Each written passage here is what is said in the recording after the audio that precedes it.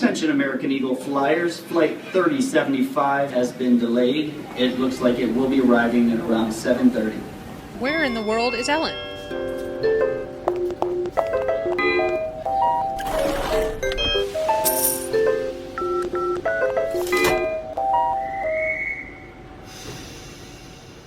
So there was this one time when I was really into CrossFit.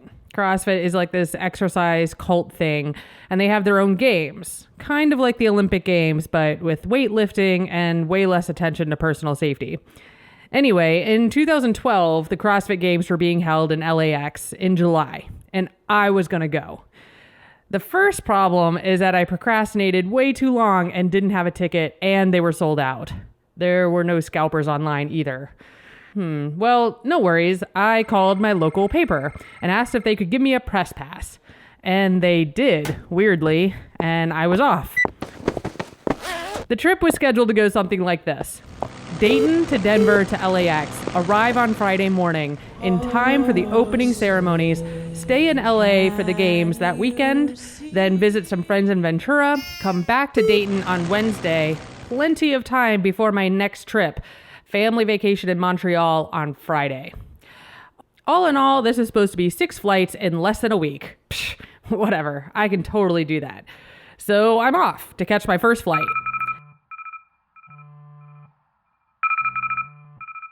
And I accidentally sleep in a little bit longer than I should have. And I missed my flight by 4 minutes. Which means that I missed my connecting flight to Denver too. Which means that my entire schedule was now screwed up as I was delayed a day. Ugh. All right, well, I'm going to miss opening ceremonies, but whatever. I'm not being paid to do this. It's just for fun, right? Right? Okay, so I'm on the next flight. That one kind of goes according to plan. Like, we arrive in Denver, and then we get delayed in Denver due to a lack of planes. Something about a huge storm somewhere else. Flight 3075 has been delayed. It looks like it will be arriving at around 7:30. Which means that I'm stuck in Denver for 9 hours. All right, fine. I'll try to tackle some writing assignments I had. But I'm in an airport, a crowded airport. And there's so many people that are around and watching. So I put off the assignment that I had. By the time I do get to LAX, it's Sunday morning. I totally give up trying to even go to the games at all for the last 4 hours of the competition and just go to Ventura to meet my friends and wash the gross off me. I have a good time there, though. We discuss all the hiccups of traveling. Missing flights, getting on wrong flights. Apparently this happened a lot in the 70s. We totally missed our dinner reservation because we were chatting so much. Wednesday comes, and my friends take me to the airport. Thank you so much for choosing us today. We apologize for the tardiness, but Mother Nature has a way of working things out. And I tell you what. And my flight is delayed due to lots of reasons.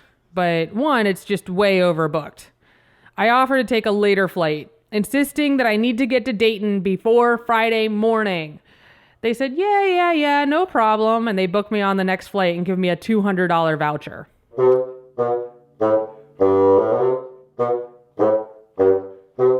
Side note, you've heard in a previous podcast where I talk about getting a voucher.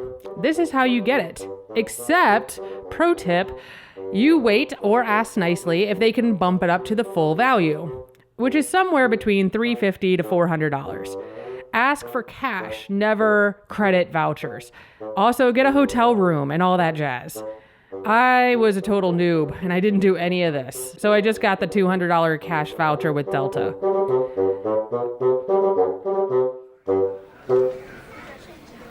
Delta. It stands for doesn't ever leave the airport. And it's not talking about the plane, it's talking about its passengers. I was in the airport all day on Wednesday. The quote-unquote next available flight they promised was Thursday morning. I slept, quote-unquote, in the airport. Thank God for tetanus vaccinations. I woke up ready for all sorts of chaos, but determined to get to Dayton that evening for my 6 a.m. flight to Montreal the following morning. My flight had changed slightly. I was now scheduled to go from LAX to San Francisco to Denver to Dayton. Okay, no big deal. An additional flight, right? What could go wrong? 75 has been delayed. It looks like it will be arriving. Why did I have to say that? Our flight was delayed getting into San Francisco, and then it was delayed getting out of San Francisco. And by this time, I arrived in Denver. It was Thursday evening, July 19th, and I knew that I was not going to make it to Montreal by the 20th.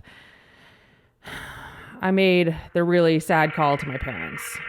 And then I stood in the never-ending line for a hotel pass, figuring I procrastinated on life enough I should actually try to do something. While standing in line, I mentally decided that if I didn't get a hotel, I would go see Batman at the closest theater. Which probably wouldn't have tickets, but whatever, I'll give it a go. I have hours to kill, right?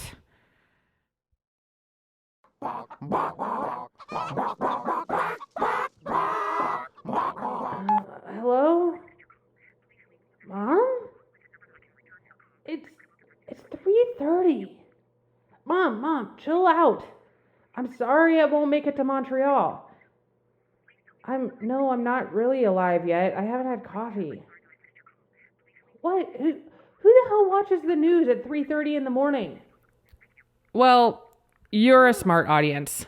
You know exactly what happened in Aurora on July 20th during the Batman screening. My mom tells me this, but it doesn't quite process.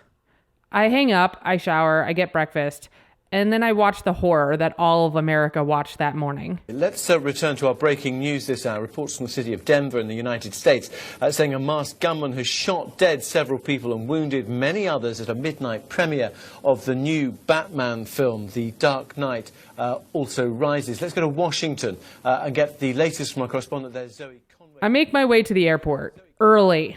I check into my flight early. The TSA agent was polite and really attentive, which not at all what I expected him to be after a mass shooting 17 miles from this location.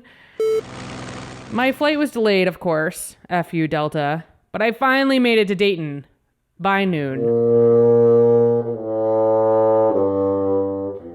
I was alive, though.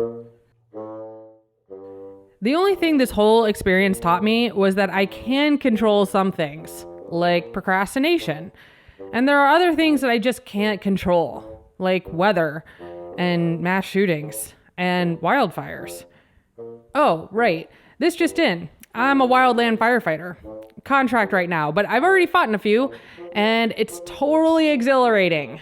It's probably the coolest adrenaline rush I've had since the Philippines. But what that means is that I'm probably not going to get my podcast out on time. So I'm taking a break until the season here in Minnesota dies down, which is June, apparently.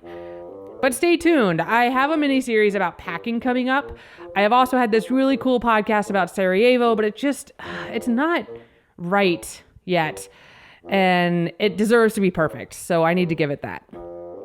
In the meantime, if you're aching for more stories, you can go to my blog, ellenlurie.com, or reach me at ln.lurie@yahoo.com, or my Facebook, which will have lots of pictures, kind of uploaded daily, some of fire.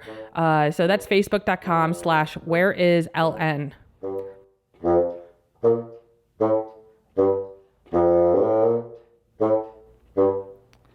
Fun fact not about bassoons. 0.01% of fires in Minnesota are caused by cigarettes. What causes the other 90+% of fires in Minnesota? People burning leaves and trash, and then the wind picks up and blows it all over. It's cool though, because those idiots are the reason I have my job.